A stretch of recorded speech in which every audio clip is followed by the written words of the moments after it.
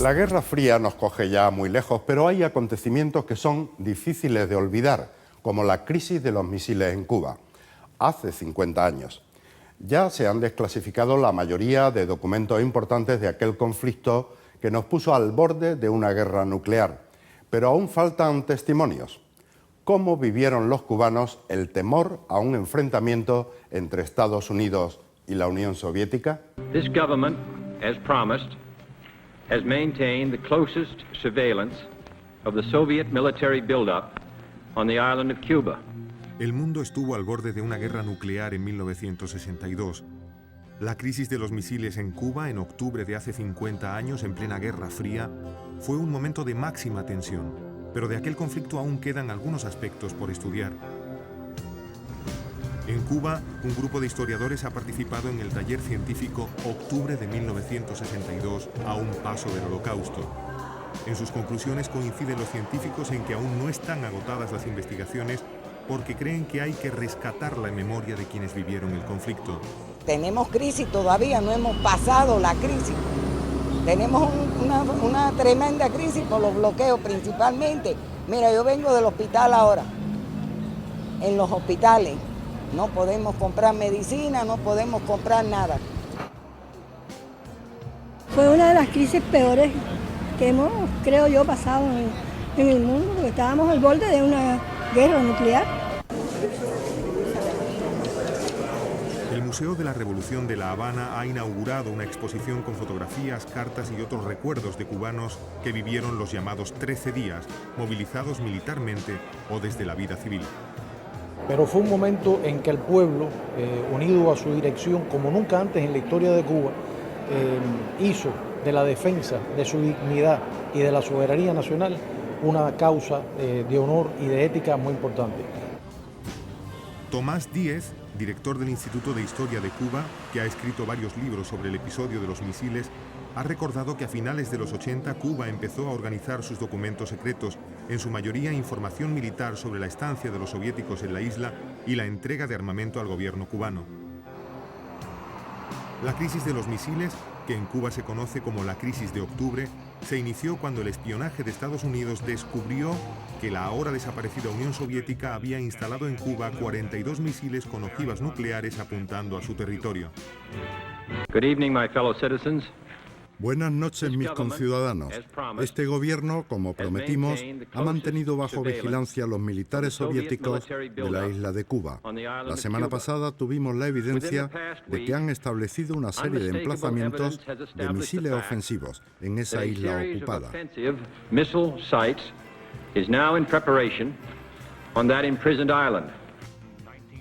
Durante 13 días el mundo vivió una gran tensión provocada por el grave incidente entre Washington y Moscú, que concluyó cuando los entonces presidentes John Kennedy y Nikita Khrushchev pusieron fin a una escalada de amenazas y firmaron un acuerdo para el desmantelamiento de los cohetes nucleares. La crisis de los misiles de Cuba es el momento de nuestra historia en que estuvo más cerca una guerra nuclear. No solo fue el momento más peligroso de la Guerra Fría, sino, como dijo el asesor de Kennedy, Schlesinger, el momento más peligroso de la historia humana.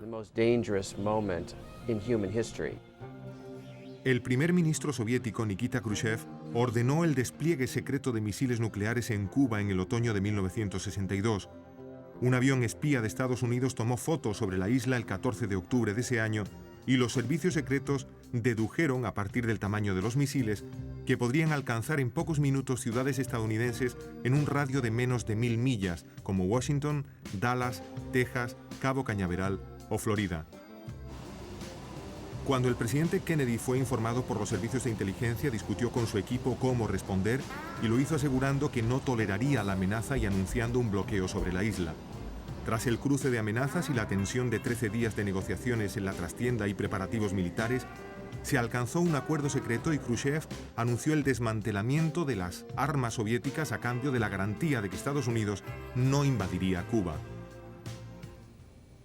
Se marchan las armas estratégicas, pero todas las demás armas